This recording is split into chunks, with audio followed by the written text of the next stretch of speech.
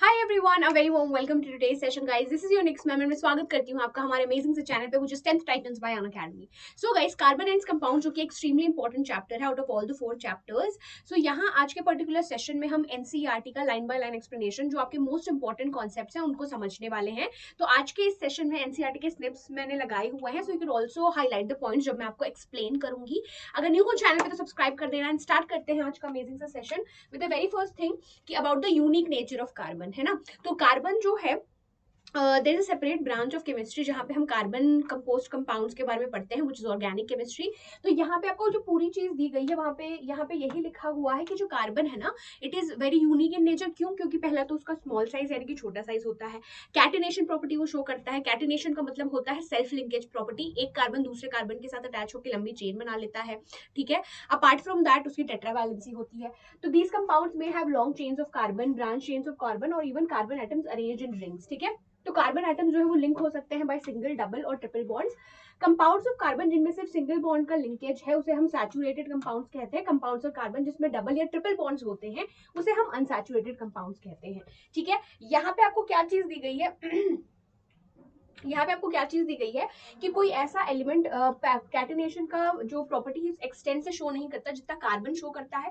Silicon जो है Si वो फॉर्म करता है compounds with hydrogen which have chains of up to 7 और 8 एटम्स। पर ये कंपाउंड्स बहुत ज्यादा रिएक्टिव होते हैं जो सिलिकॉन के कंपाउंड्स बनते हैं। ठीक है। द कार्बन कार्बन बॉन्ड जो होता है वो काफी स्टेबल होता है एंड ये वन ऑफ द रीजन है जिस वजह से large number of compounds carbon के बनते हैं when carbon atoms are linked to each other. ठीक है। नाउ कार्बन के बारे में जैसे कि मैंने आपको बताया कि यूनिक नेचर ऑफ कार्बन में एक तो है इसकी टेट्रावैलेंसी कि भाई इसकी वैलेंसी 4 होती है। इलेक्ट्रॉनिक कॉन्फ़िगरेशन बोलूं तो 2,4। ठीक है। Then apart from that small size है एंड कैटिनेशन प्रॉपर्टी शो करता है, सेल्फ लिंकेज प्रॉपर्टी। ठीक है। तो यहाँ पे क्या लिखा हुआ है गाइस, देखो कार्बन जो है इसकी वैलेंसी 4 है तो ये केपेबल है of bonding with 4 atoms of carbon और atoms of some other monovalent element. Compounds of carbon जो है वो बनता है with oxygen, hydrogen, nitrogen, sulphur, chlorine और मेनी अदर एलिमेंट जो कि that is a reason which gives rise to so many compounds with specific properties जो कि डिपेंड करता है on the elements other than carbon present in the molecule. ठीक है। No carbon जो बॉन्डिंग करता है that is covalent bonding. Covalent bonding एक ऐसा बॉन्ड होता है जहां पे म्यूचुअल शेयरिंग ऑफ इलेक्ट्रॉन से कंपाउंड्स बनते हैं। ठीक है। नो यहाँ पे एक चीज आती है कि जो कार्बन है, एक सेकेंड, जो कार्बन है आपका वो दो चीजें कर सकता था, या तो भाई C4 प्लस 4 इलेक्ट्रॉन लूज करके या तो C4 माइनस। ठीक है। तो C4 माइनस मतलब कि 4 इलेक्ट्रॉन को रिमूव करने में भी लार्ज अमाउंट ऑफ एनर्जी जो है वो चाहिए। So this is also not possible even for nucleus, छोटे से न्यूक्लियस के लिए 4 और इलेक्ट्रॉन्स यानी कि टोटल 10 इलेक्ट्रॉन्स होल्ड करना डिफिकल्ट होता है। तो carbon actually goes for covalent bonding. Covalent bonding एक ऐसा बॉन्ड जहां पे इक्वल शेयरिंग ऑफ इलेक्ट्रॉन्स होगा, लॉस या गेन नहीं होता जैसे कि आयनिक बॉन्ड के केस में होता था। ठीक है। उसके बाद जो नेक्स्ट है आपका वो ये बोल रहा है कि जो बॉन्ड्स अगेन जो कार्बन बनाता है दूसरे एलिमेंट के साथ वो काफी स्ट्रॉन्ग होता है और एक्सेप्शनली स्टेबल होता है। ठीक है। काफी स्ट्रॉन्ग होता है और exceptionally stable. One reason for the formation of strong bonds is its small size जो मैंने ऑलरेडी डिस्कस किया है, the unique nature of carbon.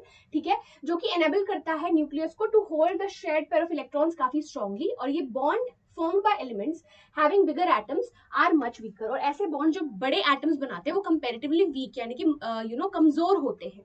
ठीक है। नेक्स्ट हमें जो पढ़ना है that is saturated and unsaturated compounds. तो सबसे पहले हाइड्रोकार्बन। हाइड्रोकार्बन मतलब ऐसे कंपाउंड जिसमें सिर्फ हाइड्रोजन और कार्बन होगा। ठीक है।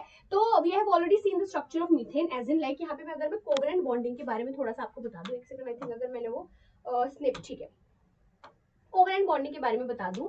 ठीक है। तो ये आपका ये जो कार्बन है ना, 2,4 इलेक्ट्रॉनिक कॉन्फ़िगरेशन है, या फिर सिर्फ अगर मैं हाइड्रोजन मॉलिक्यूल भी लूं। ठीक है। तो एटॉमिक नंबर 1 है मतलब इसके शेल में एक ही इलेक्ट्रॉन है, तो यही इसका बैलेंस इलेक्ट्रॉन मतलब की होगा, है ना, एक ही इलेक्ट्रॉन।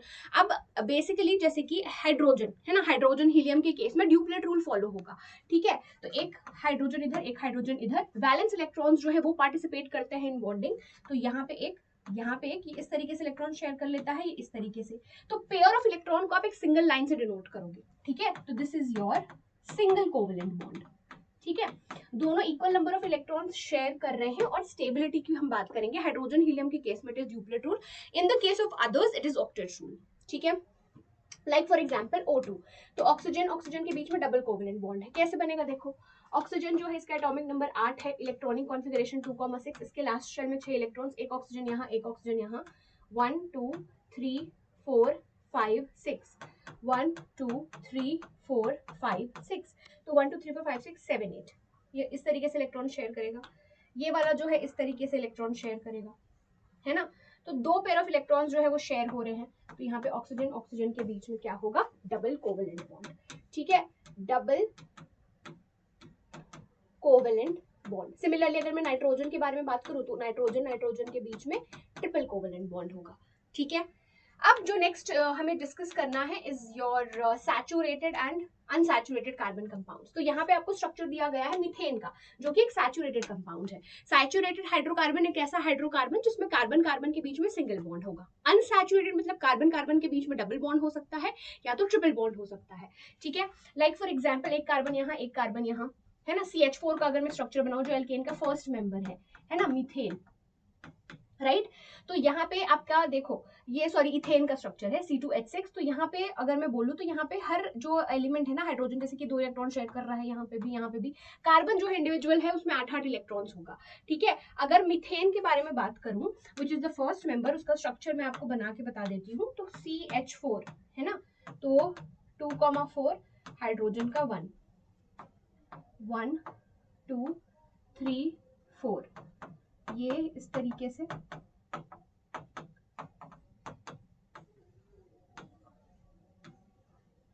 Duplet rule.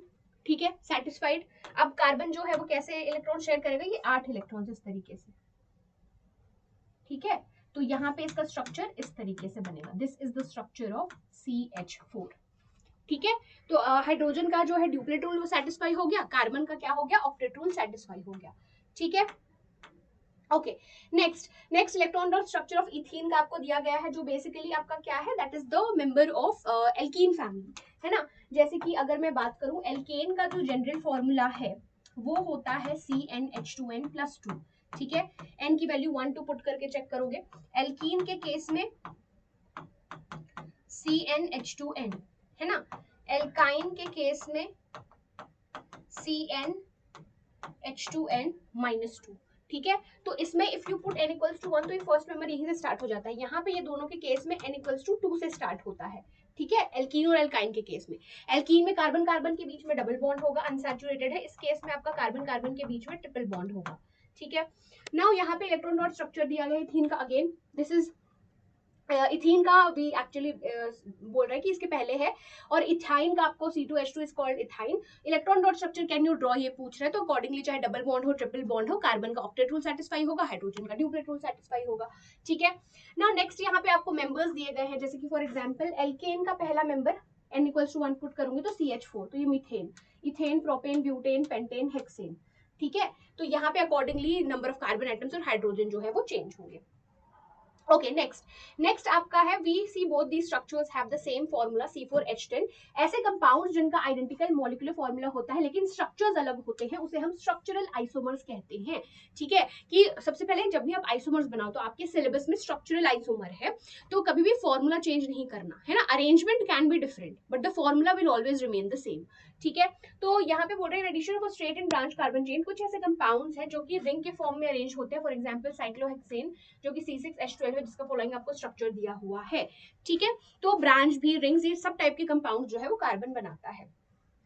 ठीक है, नेक्स्ट है can you draw the electron dot structure of cyclohexane. Straight chain, branch chain and cyclic carbon compounds, ये आपका बेसिकली सैचुरेटेड हो सकते हैं और unsaturated. For example benzene C6H6, तो यहाँ पे आपका अल्टरनेट सिंगल और डबल बॉन्ड होता है। ऑल दीज कार्बन कंपाउंड जिनमें ओनली कार्बन और हाइड्रोजन होता है उसे हम हाइड्रोकार्बन्स कहते हैं। अमंग दीज सैचुरेटेड हाइड्रोकार्बन्स जो है वो एल्केन्स कहलाते हैं। अनसैचुरेटेड हाइड्रोकार्बन्स है विच कंटेन वन और मोर डबल बॉन्ड्स, इन्हें हम एल्कीन्स कहते हैं। दोज कंटेनिंग वन और मोर ट्रिपल बॉन्ड्स, इसे हम एल्काइंस कहते हैं, जो कि मैंने ऑलरेडी मेंशन कर दिया है। ओके, नेक्स्ट जो बहुत इंपॉर्टेंट है इज IUPAC नोमेनक्लेचर। तो as such I mean IUPAC nomenclature जो है वो काफी वास्ट टॉपिक है, बट अभी 10th के हिसाब से obviously again it's important, I will be telling you about it right now. So IUPAC is your international union of pure and applied chemistry. तो इन्होंने बेसिकली कुछ सेट ऑफ रूल्स दिए हैं when you are naming the organic compounds. तो simple आप एक चीज follow करना, prefix, word root and suffix.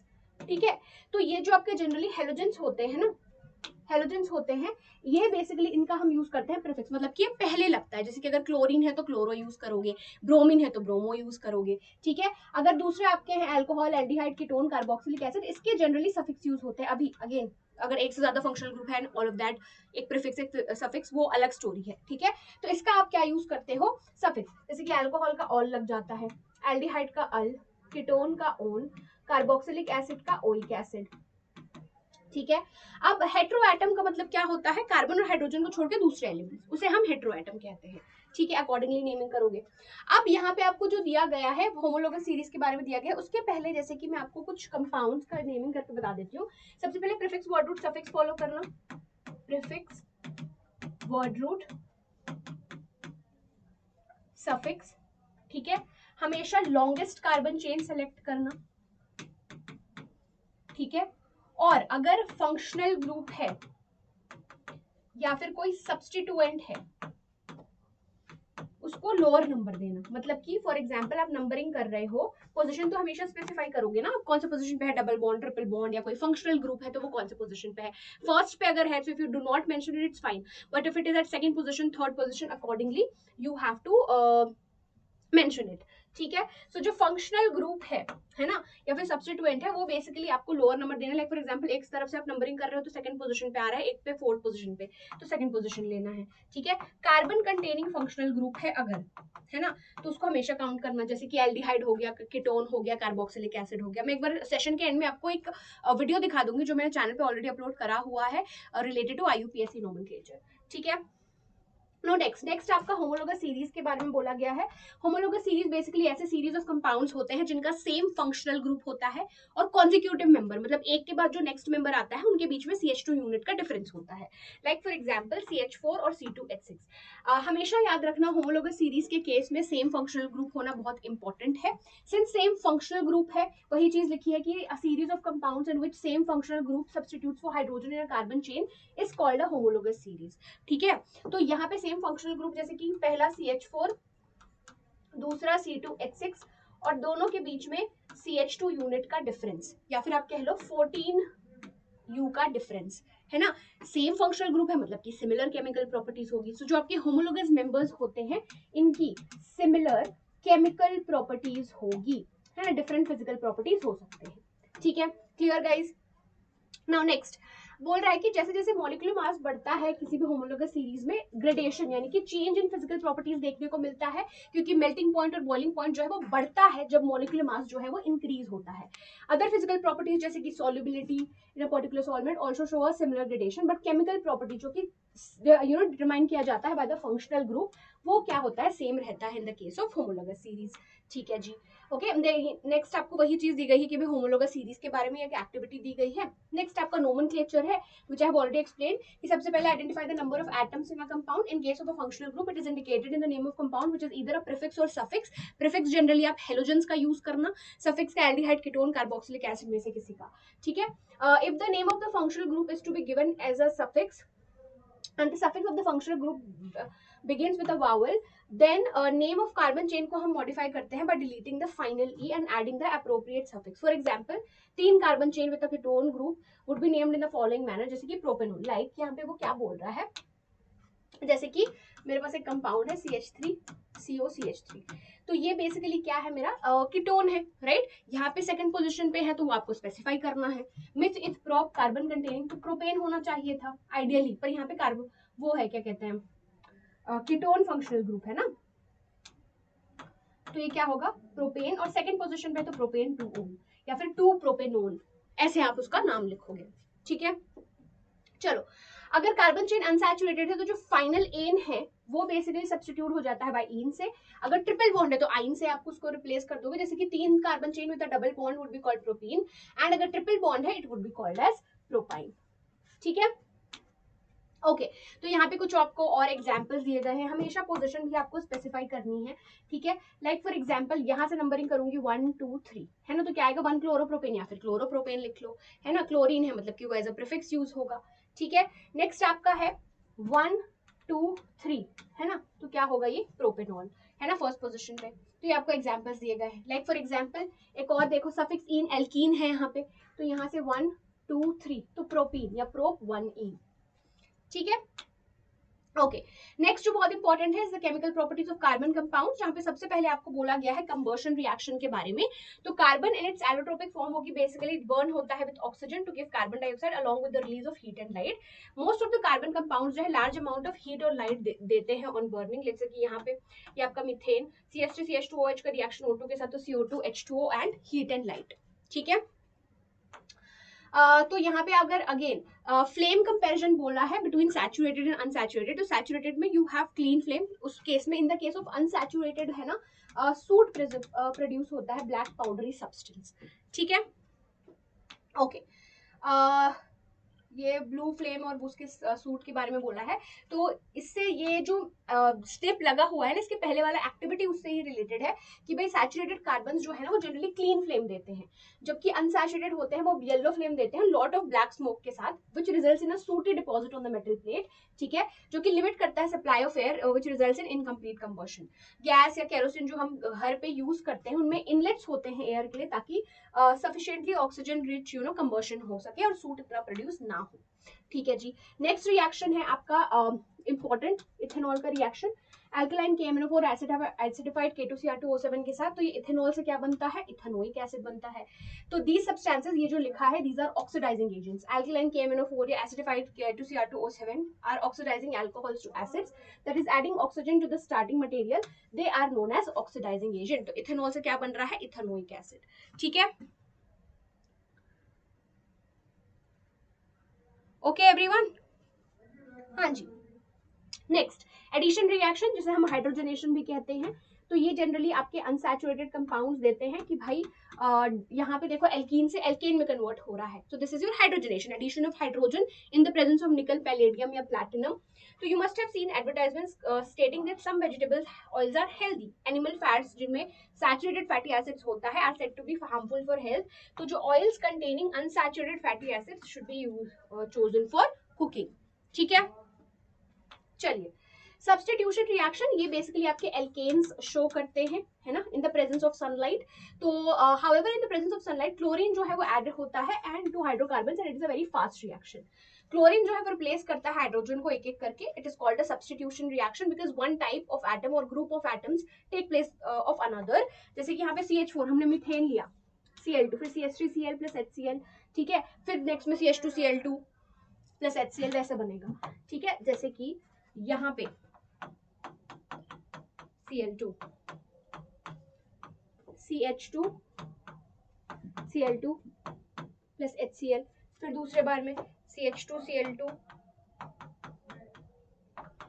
CH plus HCl accordingly. काफी फास्ट रिएक्शन होता है, this takes place in the presence of sunlight. Okay, next आपका है प्रॉपर्टीज ऑफ इथेनॉल, जो कि बोल रहा है इट इज इथेनॉल जो है it is commonly called as alcohol and active ingredient of all alcoholic drinks.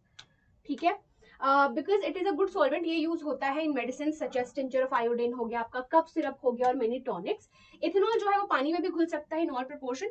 In small quantity उसका कंजप्शन जो है वो ड्रंकननेस कॉज करता है। इवन दो ये प्रैक्टिस जो है वो बंद कर दी गई, सोशली वाइड स्प्रेड प्रैक्टिस है, people consume it and however intake of even a small quantity of pure ethanol, जिसे हम एब्सोल्यूट अल्कोहल कहते हैं, वो लीथल है। लॉन्ग टर्म कंजप्शन जो है वो काफी आपको हेल्थ प्रॉब्लम्स दे सकता है। ठीक है, नेक्स्ट आपका है यहाँ पे reaction ethanol versus ethanoic acid का एक्सप्लेन करने के लिए कि भाई आपको इथेनॉल लेना है, उसमें डालना है 5% KMnO4 and does the colour change और persist, why does the color not disappear when excess is added। तो यहाँ पे आपको एक एक्टिविटी दी गई है एंड आई थिंक इथेनॉल का KMnO4 के साथ है ना, कि इथेनॉल का कन्वर्जन अगर इथेनोइक एसिड के साथ होगी तो फर्दर एस्टर चेंज नहीं आएगा। नेक्स्ट है कि भाई आपको सोडियम डालना है टू इथेनॉल, तो क्या बनेगा ये sodium ethoxide CH3 CH2ONA plus यहाँ पे जो गैस लिबरेट होती है दैट इज हाइड्रोजन। ठीक है, तो वही लिखा है कि अल्कोहल्स जो है वो रिएक्ट करते हैं सोडियम के साथ और यहाँ पे जो गैस लिबरेट होती है वो हाइड्रोजन गैस है। Can you recall which are the substance produce hydrogen. तो अगेन मेटल का रिएक्शन कोई वाटर के साथ हो रहा है तो भी आपने मेटल्स एंड नॉन मेटल्स में पढ़ा होगा। ठीक है, ओके, नेक्स्ट आपका है यहाँ पे इथेनॉल से मुझे इथीन में कन्वर्ट करना है, तो I take hot concentrated H2SO4। तो ये काफी अच्छा डिहाइड्रेटिंग एजेंट है जो वाटर मॉलिक्यूल निकाल देता है। तो इथेनॉल से किसमें कन्वर्ट हो गया, इथीन में। ठीक है, properties of ethanoic acid. Ethanoic acid को हम कॉमनली कहते हैं एसिटिक एसिड, और ये बिलोंग करता है to a group of acids जिसे हम कार्बोक्सिलिक एसिड्स कहते हैं। 5 to 8% solution of acetic acid in water is called vinegar, जो कि एज अ प्रिजर्वेटिव यूज होता है। Melting point pure ethanoic acid का यहाँ पे दिया गया है 290 केल्विन है, और ये बेसिकली जम जाता है ठंड के टाइम में, इसलिए इसका नाम भी है glacial acetic acid. Group of organic compounds called carboxylic acids are obviously characterized by their acidic nature. However, जो आपके mineral acids हैं like HCl which are completely ionized, जो आपके carboxylic acids हैं जैसे कि इथेनोइक एसिड हो गया, वो weak acids होते हैं। हालांकि इसका रिएक्शन अगर मेटल कार्बोनेट और मेटल बाइकार्बोनेट के साथ होगा, so it again produces salt, water and carbon dioxide. Next है आपका reactions of ethanoic acid which is your esterification reaction, की एसिड और अल्कोहल का रिएक्शन हो रहा है तो ये एस्टर बनाता है एंड वाटर। तो एसिड से आपको बेसिकली क्या हटाना है, H हटाना है, इससे OH, फिर आपको ज्वाइन कर देना है। This is your esterification reaction. इसका just opposite is your saponification reaction, की एस्टर का रिएक्शन मैं स्ट्रॉन्ग बेस के साथ करा रही हूँ। ठीक है, तो ये आपका अल्कोहल और सोडियम सॉल्ट बना रहा है ना, सोडियम एसिटेट। बेस के साथ रिएक्शन तो सिंपल एसिड बेस रिएक्शन। ठीक है, मेटल कार्बोनेट और मेटल बाइकार्बोनेट के साथ रिएक्शन होगा तो सॉल्ट, वाटर और CO2। ठीक है, नाउ नेक्स्ट आपका जो है that is cleansing action of soap, extremely important है मिसल फॉर्मेशन। तो in the soap you have a hydrophobic part and hydrophilic part. जो हाइड्रोफिलिक है वो बेसिकली बाहर की तरफ यानी कि पानी की तरफ रहता है, ये जो आप देख रहे हो, और जो अंदर जो है that is actually oil soluble, oil droplet जो कि ट्रैप्ड होता है अंदर, इट इज हाइड्रोफोबिक, इसे पानी पसंद नहीं है। तो ये जो क्लस्टर ऑफ मॉलिक्यूल्स बनते हैं इसे हम मिसल कहते हैं, जो कि यूज होता है in the cleansing action of soap. Again detergents जो होते हैं वो यूज करते हैं हम इन हार्ड वाटर, क्योंकि वो स्कम नहीं बनाता। In the case of soap जो क्या बनता है, स्कम फॉर्मेशन होता है। ठीक है, सो गाइज ये आपका कोई इंपॉर्टेंट कॉन्सेप्ट्स का एक्सप्लेनेशन था ऑफ कार्बन चैप्टर। एक बहुत इंपॉर्टेंट चीज before I wrap up the class है ना, तो मैं आपको एक बार चैनल ओपन करके ही दिखा देती हूँ, है ना। बहुत अमेजिंग सा एक दिवाली सेलिब्रेशन है आप सबके लिए, जहाँ पे अमेजिंग सरप्राइजेस वेट कर रहे हैं। So I will show it to you.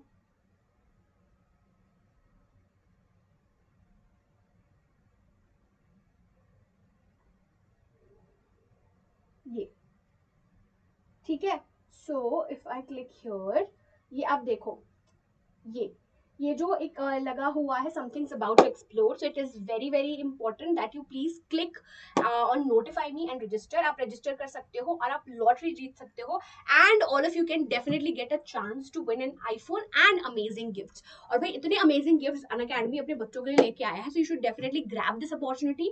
यहाँ पे डेफिनेटली आपको क्लिक करना है। अपार्ट फ्रॉम दैट, यहाँ पे एक video baking soda versus baking powder पे मैंने डाला था, I hope you like it. So you can, it's very relatable and related to daily life. And IUPAC जो नोमेनक्लेचर है, ये मेरा वीडियो सेक्शन में हर संडे मेरा सेशन जाता है 12 PM पर। ठीक है, so this is the 2 months का क्लियर रोड मैप। नीचे जाओगे ना तो IUPAC नोमेनक्लेचर मिल जाएगा आपको, ये वाला। ठीक है, so that is it for today's session. I see you very very soon with yet another amazing session. Bye bye everyone, thank you so much. Register करना मत भूलना। सेशन कैसा लगा वो बताना।